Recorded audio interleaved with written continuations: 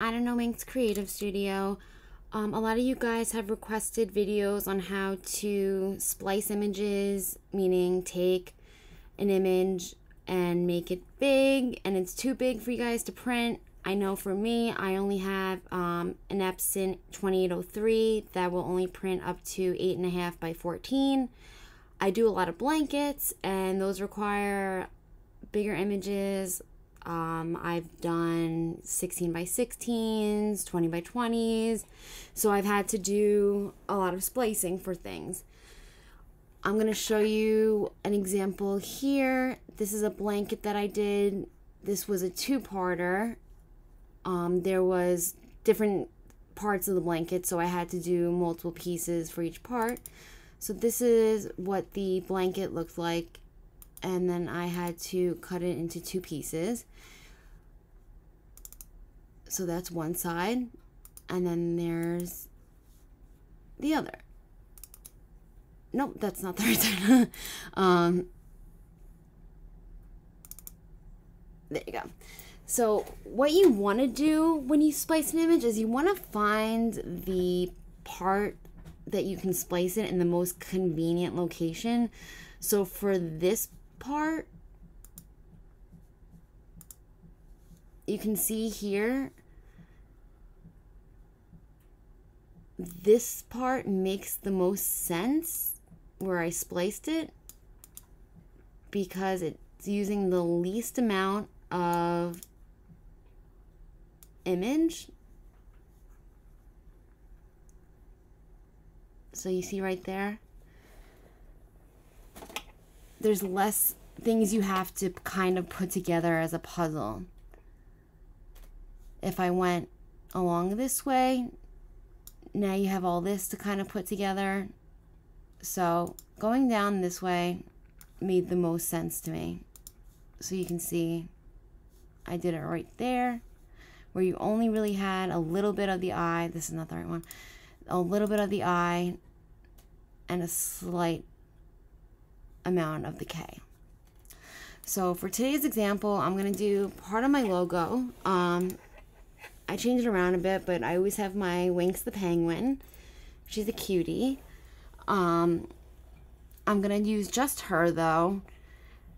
You can splice her a lot of different ways. For the purpose of the tutorial, I'm going to splice her in a certain way. I'm going to show you how to do it in Photoshop. I know a lot of you guys don't have Photoshop, but in any kind of program, you can kind of do it this way. And then I'm going to show you also how to do it in another video in Design Space. So these are the pieces. This is how I do it. So what I do is I open the image, and then I'm going to make it the image the size that I want. So for this image, I wanted it to be around a 12 by 12. So I put it in for 12, and it's going to automatically adjust the height ratio. So it made it 11.353. So that's okay. So then I'm going to try to find it in the most convenient location. So normally I would say to do it around here, because it would take the least amount of image. Now we have to remember too, this white in the middle here, that's not getting printed, that's not getting sublimated. White doesn't get sublimated, so it's really only the black here. I'm choosing the location up here for the purpose of the video and the tutorial, so you guys can see a little bit more of the putting it together. So that's why I'm choosing this. But normally, if I had to put this together, I would choose somewhere down here because it's the least amount. Again, the paper is 8.5 by 14. So we know we cannot go more than 8.5 one way. We can go 14 another way. So this is a 12 by 12 image. So we need to make sure that we stay in those parameters. So for this, we cut it this way. I don't remember exactly where I did it, so you have to forgive me. I'm going to kind of wing it here. Go back. Let's see. Okay. So I had it here. Now, what I usually do is I copy that. I'm going to copy it, and then I'm going to make a new clipboard.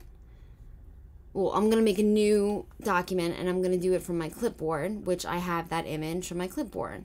So I can tell here, it's showing me pixels. I don't know what pixels are equivalent to, so I'm going to go inches. So I see here that it's 11.95 wide and 4.267 high. Those are within my parameters, so that works for me. So I can go create. Now I'm going to paste. So there we go. I have my top. Now I'm going to go back to my image. And for in Photoshop, I can just right click and go select inverse. And it's going to automatically select everything that I didn't.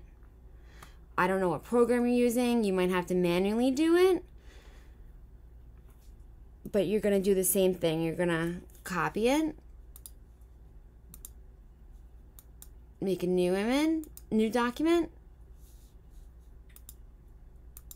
You can do this. You can see here 11.463 by 6.81. It's within your parameters. Yay for us. We only have to split it 2 times. There's sometimes you might have to split it more. But don't worry, guys. I made sure that it was only going to have to be in 2 for this. So we're going to create that. And now we're going to paste that.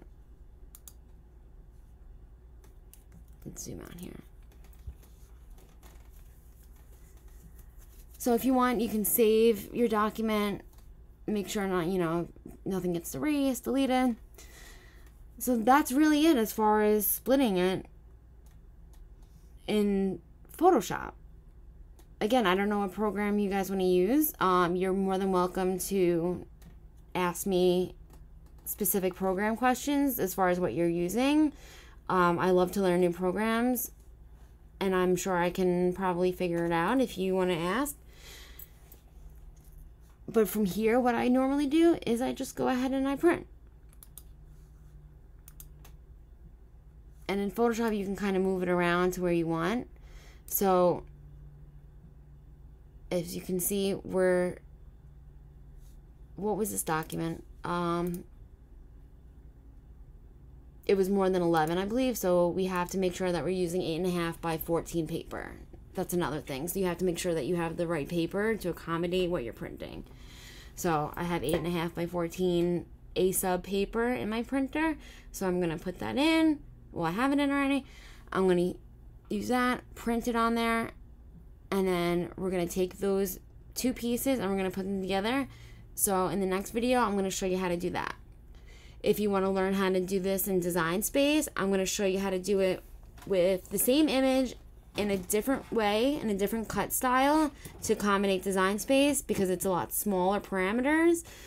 So I'm going to show you how to do it in there in another video, so you can check that one out too.